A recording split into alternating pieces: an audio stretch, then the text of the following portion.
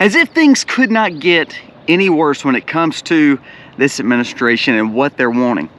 The pathway to citizenship. It's not for the southern border right now. That will come, trust me. But there's something else that our administration just did. They're trying to make a pathway for more Gazans to come here. And they're trying to figure out and manipulate the best way possible to make them have refugee status so it allows them to have the perfect opportunity to become citizens here in America. As if our colleges are not representing this movement of division, as if Michigan with Dearborn's not showing division, we're wanting to bring more Gazans here. Don't you think that's going to cause a problem, especially when we're supposedly standing with Israel on the other side? It's causing panic. Let's jump into this story and how crazy it is, and how it blows my mind each and every day that we talk on this, and it seems like every day we have a story and it makes me just think, what do we do in America? And then the next day there's a new story of saying, what do we do in America? It's mind-blowing. Let's jump into it today. This video starts right now. What if the world had more of your smile? What if the wind could spread your love? Hey guys, welcome to the Max. Thank you so very much for being here today. We are doing our giveaways tomorrow. So we're picking those selections today and we're doing this tomorrow. We're giving the last day. Today is the last day. Even though it's May 1st, we're giving the last day to follow us on Twitter for that giveaway, and then also subscribe and follow us here. Comment below, give us a thumbs up. That will help you get entered. The first thing we're going to be giving away is that Opus battery bank. That's hundreds of dollars of an Opus battery bank. And then we're also going to be giving away a survival pack that I cannot wait to share with you. Both of those things we will actually bring to your attention tomorrow and give those away to 2 people. So please, if you are not subscribed, if you're not following, get in those 2 giveaways. Now let's talk about today's video and how important it is because we see our administration, and I'll be honest with you, this is, I hate to say this, even though we call it the Biden administration, this is completely puppeting. Biden is not actually set these policies. I don't know if Biden's in his right mind to set these policies. What's trending on Twitter right now is, where is Biden? The man is very confused, and I think that is exactly what his handlers are wanting, because it allows them to get their things and initiatives passed while using his name. Well, today's story is no different. The stories have come out that said that Biden is considering bringing some refugees from Gaza to the U.S. With scenes like this spreading across America, such as the ones in colleges, the ones in the cities where there is panic in the streets, now we're wanting to bring more division, basically, by providing more people to come in here really in refugee status. What that does, and I want you to listen to what was said by Colin Rugg. It says, breaking, President Biden is considering bringing Palestinians from Gaza into the United States and put them under refugee status. Now what that means is federal U.S. agencies are figuring out how to resettle Palestinians here. They're wanting to bring Palestinians to the U.S. as basically, I guess we have, Ukraine is 51, and then I guess Palestine's going to be the 52nd state of the nation. I say that facetiously, but I really believe we're getting there. According to the report, one proposal would use the United States Refugee Admission Program to bring Palestinians here with the U.S. ties to escape from Egypt. So Egypt is not taking them, which is their own people. They're not taking them. So they're saying, well, we're going to give you a free ride straight to America. These passes will give them eligibility and will allow them to receive a housing assistance, so paid stay, and also a path towards citizenship. So we're now allowing more people to move in, again, not assimilated to our culture, completely refugee status, when its own people, the neighboring states, Jordan, Egypt, Lebanon, all these countries who could help Gazans, these Palestinians, and all the people that are just pro-Palestinian, even their countries don't even want them. Their own Muslim people do not want them. I hate that. I'm sorry. I feel so sorry for these people. But why is it America's job to accept people who personally don't like us? Remember, these were the same people who elected Hamas, the same people who said death to America, and they were thankful for 9/11. What? And now we're going to allow them in our culture and in our country to not assimilate and ultimately to bring, Sharia law, hatred towards America, and we're going to bring them here? That's not called freedom. That's called threatening our way of life. And why would we do that?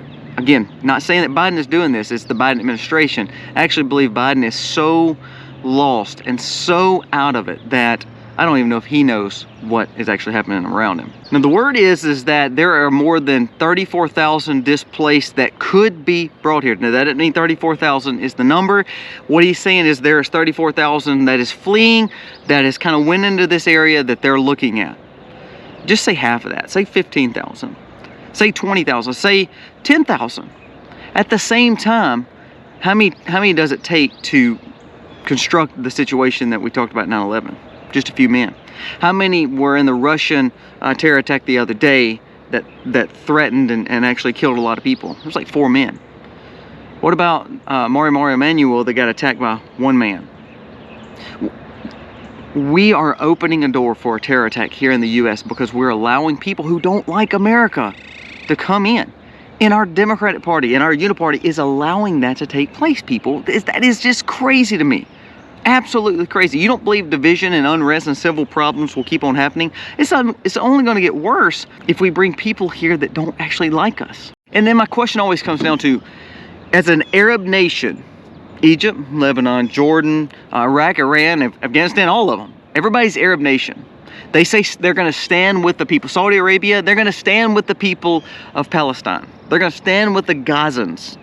However, not one of those areas will take in all these people. Not one of those areas will give them quote-unquote refugee status. You know why? Because they know the problems that come with them. They don't even want them there.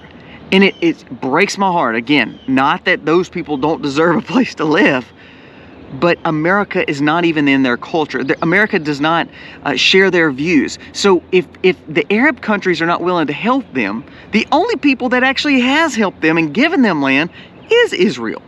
Now, the problem would have never happened if October 7th wouldn't have happened. You can dog out either side. I don't care. It's so polarized now. But the problem is this. We cannot be the people who always take in, who always police, and who always is supposed to be the big brother and help everybody out. That is not that can't be our job anymore, people. We cannot do it anymore.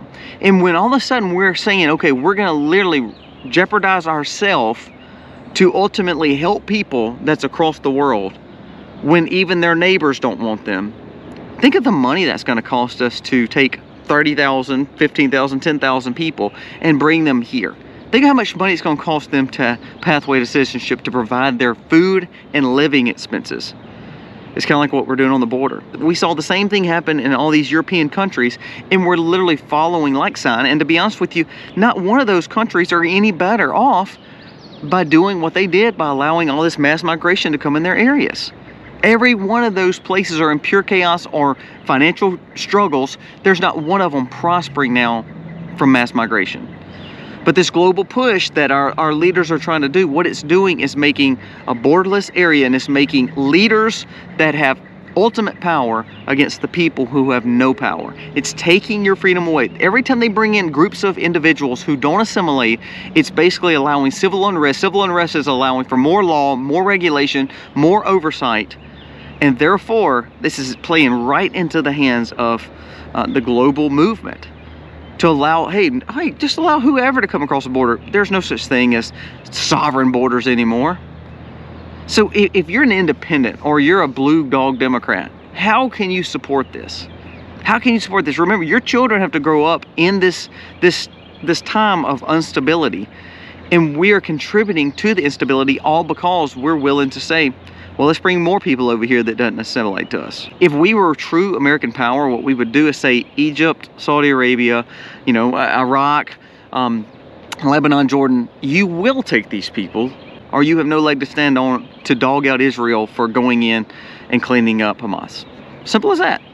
That should be our plan. Look, either you take the people or you shut your mouth and quit complaining about what's happening to them. That's my honest approach. It may be cold-hearted. I'm not trying to be cold-hearted, but it's not our place to say, okay, well then we're going to load them up on a ship and bring them all the way over here. Here we are, we're building an island for hundreds of millions of dollars into the billions next to Gaza. I wonder why that island was built. Was it for this reason, to then go in and out of Gaza without having to access Israel? It's amazing that now we're seeing the plan, bringing people over from Gaza to America. Do you think Israel actually probably likes that? Probably not. Do you actually think, really, this is going to help the Arab nations, and do you honestly believe this is going to help America? No. Here's my favorite. Republicans, again, here they are. We're not going to allow that to happen. Like you haven't allowed the border to be secure, how you haven't allowed all these hundreds of thousands of immigrants to be flown here to America's cities, how you've not allowed for millions more to cross our border, have you not allowed funding to go to all these places, how you not allowed this floating dock next to Gaza for it to take place. All talk and no action when it comes to Republicans. And we have a leader who is literally, and I say leader very loosely, who is now saying he wants to bring the same problem, the same issue that they're actually in war over, which is the Palestinian area. Now we're wanting to bring it to U.S. soil. I don't think that's the wisest decision, because what that's going to do is bring for more polarization, less assimilation, more civil unrest, and therefore, bam, more law for us to have to follow, more restrictions that we have to do, more regulations, more curfews, all because, well, there's panic and pandemonium in the streets. Well, you know why? You caused it, administration. But was that the plan the whole time? I don't know. Again, I go back to all the tents at all the colleges match. There's reason for that. The people that are protesting for pro-Palestine, most of them don't even know what that even means, and don't even know what they're standing for.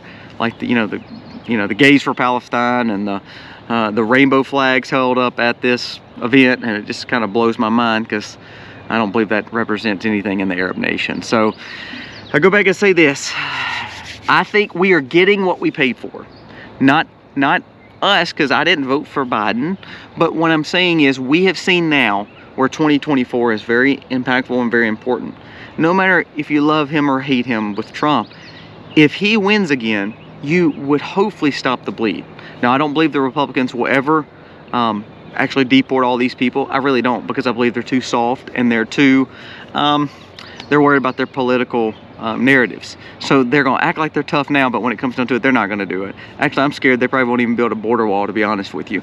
But if we don't get someone else in leadership, if we keep seeing another Biden or another Clinton-esque or another Obama-esque style presidency, you will see this nation be completely overrun with what we quote-unquote call refugees, but ultimately they're just new voters, the new replacement, and you will not have a voice. Even less than what you have now, you will have less of a voice.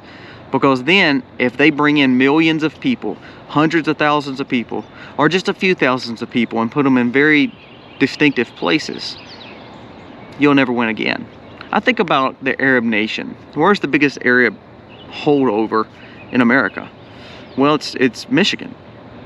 Well, if you remember, right now Biden is losing with Muslims, and Michigan is very important to the race. So what if all of a sudden he brought 30 or 40 new thousand people into an area to grow the Muslim base there, and it shows that he's standing with this population? He could easily win Michigan and other states like it. I wonder if that's the plan. Pay attention to what's going on, because right now this is what's going to cause more polarization, more civil unrest, which will cause for more restrictions, more regulations, and a whole new voting bloc. Prepare, guys. Focus on what's going on. We're going to also be talking about this week's CBDCs and some other things that's coming our way. We need to be preparing. And when we talk about these current events, it's all because we need to gain wisdom from the stories to get better. And that's what matters. Guys, thank you so much for watching. Remember, tomorrow's the day. We're giving away 2 things. So if you are not entered, even though it's past April, I'm trying to give you a little bit more time.